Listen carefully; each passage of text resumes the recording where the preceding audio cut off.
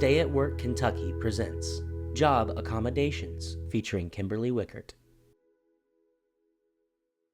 My name is Kimberly Wickert, and I am the Director of Organizational Partnerships at Retain Kentucky, and we are at the Human Development Institute at the University of Kentucky.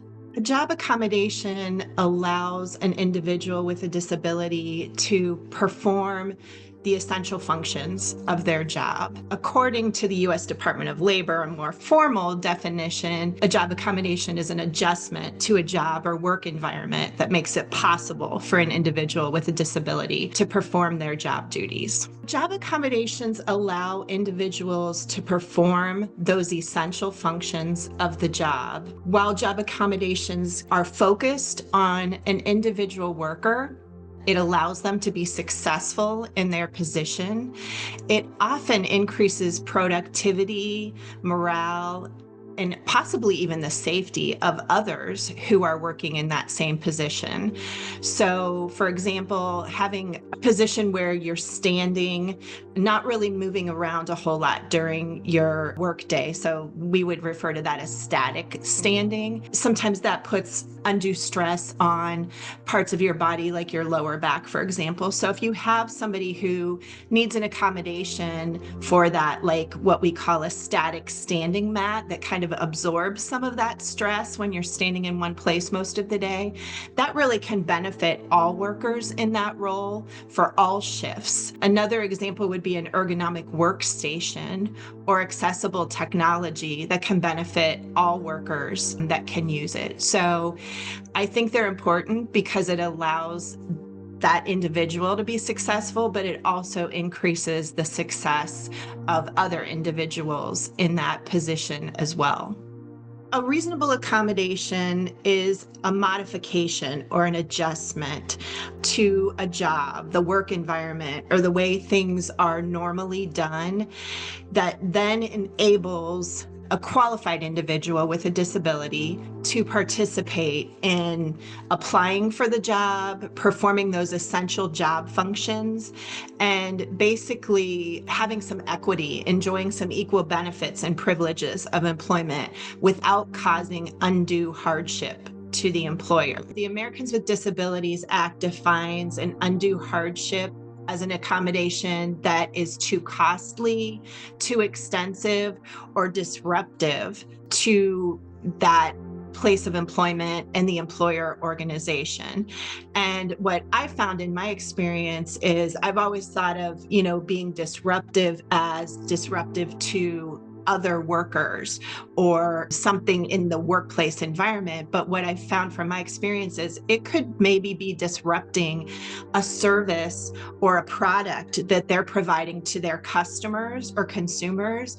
And if that's the case, that also would not be reasonable. It would be a hardship. So questions that we can ask when we're helping someone walk through that negotiation or what's called an interactive process to decide if an accommodation is an undue hardship is, does it cost more than other options that would be just as helpful in removing work limitations? Including the person that is asking for the accommodation helps to get baseline information and really understand what it is that that person needs. Getting the medical documentation about what it is they need as well is very helpful.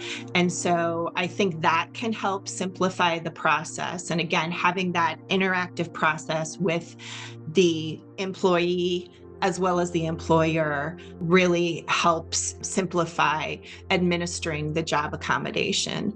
To identify an accommodation, the worker should first detail what essential function or functions they're having issues performing, and then come up with some ways that they could perform that job with an accommodation. And that's really going to simplify the process.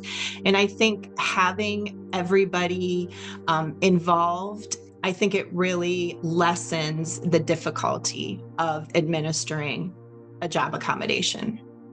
Employers, when they're making accommodations, it allows them to recruit and retain valued workers. And right now, as I'm talking to employers in Kentucky, and really, even some of our employers in Kentucky who are national, they really are challenged with recruiting and retaining workers. And so by being open to making accommodations and having an accessible workplace in general, that really allows them to do so. Accommodations for one individual can benefit others in the workplace. Like I mentioned earlier, it can help improve morale because they're seeing that the company is working to keep their coworkers. When a coworker goes out of work, maybe it's temporary or it's permanent and they have to fill that position, other people have to then kind of jump in and work harder, right? So it could benefit other workers.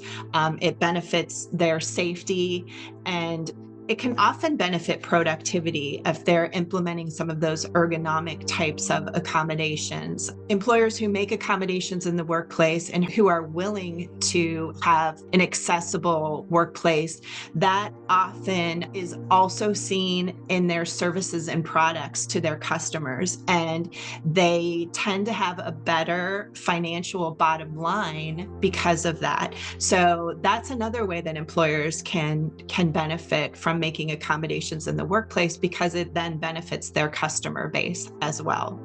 Again, from my experience working with employees as they're going through the interactive process and requesting an accommodation, it's a very emotional process for someone who has just had an onset of an illness or a disability or an injury, or maybe they've had an exacerbation of that disability. And so they're dealing with a lot of emotions behind that. Keep that in mind as the person who's requesting the accommodation. And while it's much easier said than done, try to keep the emotions out of the process. Again, I would refer you to our win-win approach to reasonable accommodation, because it really helps people to do that. And I think from an employer perspective, to know that this is an emotional thing for somebody to ask for. Nobody really wants to have to go through this process. So give some space, I would say, and some grace in that. And I think that would help everybody involved.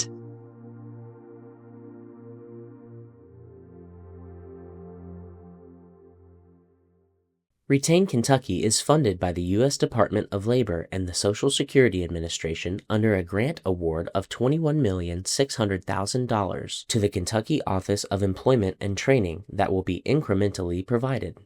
100% of grant funding is from U.S. federal funds. This product does not necessarily reflect the views or policies of the U.S. Department of Labor or the Social Security Administration, nor does mention of trade names, commercial products, or organizations imply endorsement by the U.S. government. Please visit us at stayatwork.ky.gov